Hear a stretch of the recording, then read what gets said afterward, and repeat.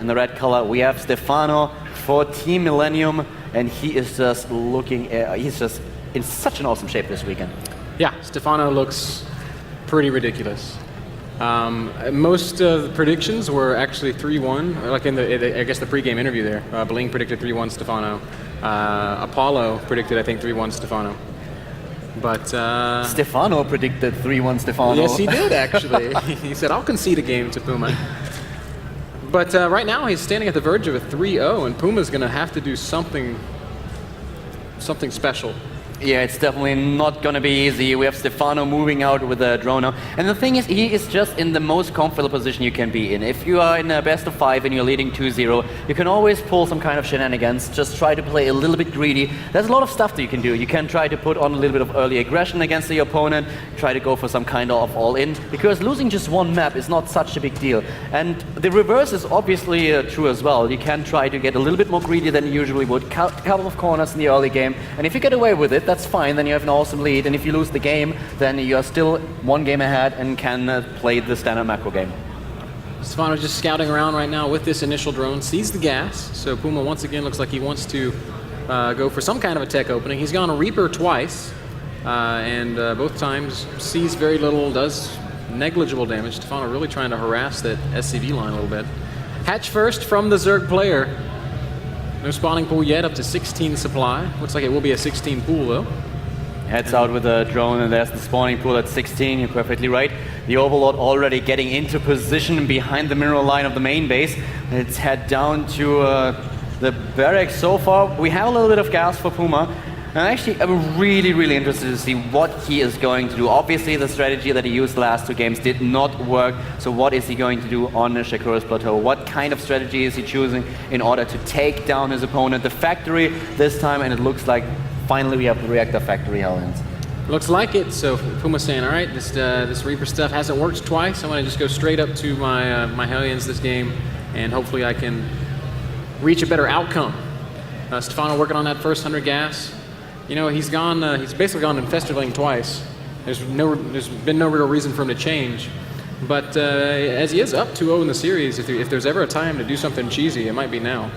Yeah, you're perfectly right about it. That's kind of what we could expect by Stephano. Puma now with the, not only the factory, but also the reactor. And we have the double queens. So I'm really interested to see if Stephano is pulling something different here, but for now he's just droning out, playing a little bit greedy, and he just has the timings down perfectly here. This has the timing down cold. He is in a position. The main problem as a ZerG is you always have to know when can I build drones and when do I have to save my lava in order to build units. And this is something that Stephano just mastered perfectly. Yeah. Well, I mean, we saw it on Cloud Kingdom. He makes a big Ling swell early, like when no one else probably would make that big Ling swell, and then uses it to great effect. He just has a really great grasp of when he can get away with things and when he can't. Hitting a kind of uncharacteristic supply block here at 28 is Stephano, going double Overlord very early in the game. So maybe having a lapse in concentration there. But beyond that little hiccup, he's been playing perfect StarCraft so far today. I really like the scouting pattern of Stephano now. He's just using a bunch of Zerglings in order to control the Xel'Naga watchtower. At the same time, the Overlords are getting into position. We have Hellions now heading out. Puma wants to get map control. He wants to make sure that the Zerg play is restricted to his main base.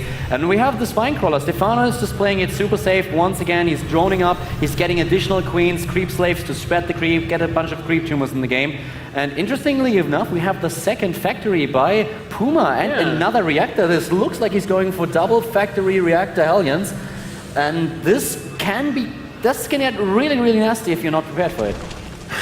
But this time, for whatever reason, Stephano has thrown down the Roach Horn. Now we saw Strelak do this opening earlier in this tournament against some Zerg. Who was it? Was it Bly? Then he goes double reactor Hellion and comes in and gets a lot of drone kills. I mean, it's a great build, and it's a very sneaky, tricky build, and if it's unscouted, then Zergs can lose games outright, but Stephano seems to have, oh look, Baneling Nest going down, so we are going to see Roachling Bane. Baneling and Roaches, and well, Baneling and Roaches, in case you didn't know, are pretty good against Hellions. The main problem for Stephano would have been if he would have tried to go for some kind of normal game. With the last game that I've seen where we've casted Reactor Double Factory Hellions was alive against Idra on the second map, and Idra just didn't have a chance after his opponent was able to sneak into his main base with like 12 to 14 Hellions. So this is a horrible scenario for Puma right now. He's actually adding straight away an armory, so he might just go for either an attack upgrade or trying to transition into a mixture of Hellions and Thors later on. But Stephano is going for the Baneling Nest. He has the Roaches as well. Both units counter the units of his opponent perfectly, and this is going to be so hard for Puma to hold. Yeah. Looking at Puma's vision right now, we can see he's just spotting the Roaches for the first time. He's got a ton of Hellions out. These Hellions might actually be able to fight these Roaches, and Stephano's all of a sudden like, whoa, that's a lot of Hellions. But he's going to continue marching across the middle of the map. Marauder being produced right now for Puma. Bunker going to go down, so he's going to try to defend as well as he can. 8 Banelings being morphed at the moment. This many Hellions will kill those Banelings if they can splash on them. So Puma's not necessarily in a whole lot of trouble. I actually don't mind his position that much. He just lifts the command center, falls back. Stephano's still producing units on just 39 drones.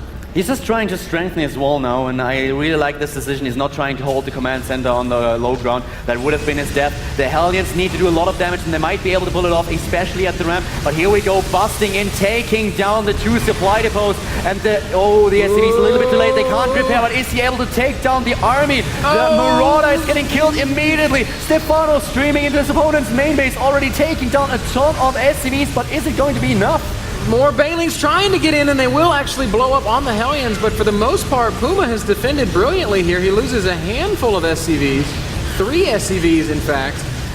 Roach is still in the main base, and Ling's still streaming in. Puma has not yet reestablished his wall. Stephano's still with just a handful of units, but it looks like Puma does in fact hold here, down to 45 supply against the 66 of Stephano.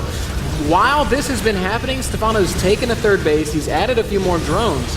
There are more and more Lings just streaming into the main base right now, and he's taking down so many units. At the same time, he's droning up now. He's just trying to get back into the macro game. He already has a 3rd. He's taking down Hellions and Marauders alike. Stephano still with a pressure play while droning up with 9 additional drones. He's ahead with 59, or will be ahead with 59 to 33 SCVs on 3 bases against 2.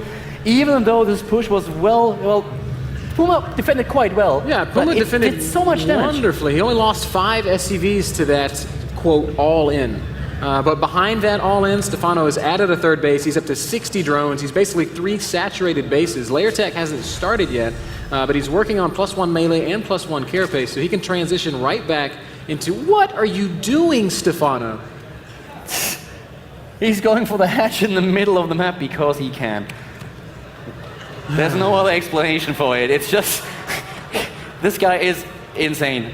Stephano is going for the hatch in the middle of the map, and he is building more and more units. Lings and Roaches, +1/+1 on its way. 100 supply against 70. Still, we have Puma.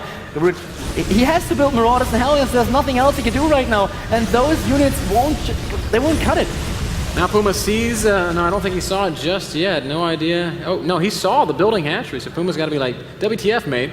There's a Marine on that lower tower that for some reason I feel like snarky Stephano knows that he's there. He's like, here, check this out.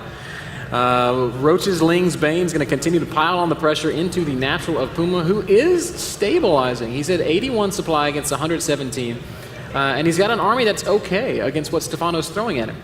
The thing that really frightens me is that at the same time Stephano is just able to spread his creep, take a 4th, position his overlords, and now he's attacking once again. This guy is everywhere. His macro is just crazy. He's going in again, taking down a ton of these Hellions. The Roach in the back focusing down them one by one. Only a few Marauders in the mix for Puma. 73 supply against 103, and even if Puma is able to throw this attack back, but well, he probably is not. Oh my God, GG!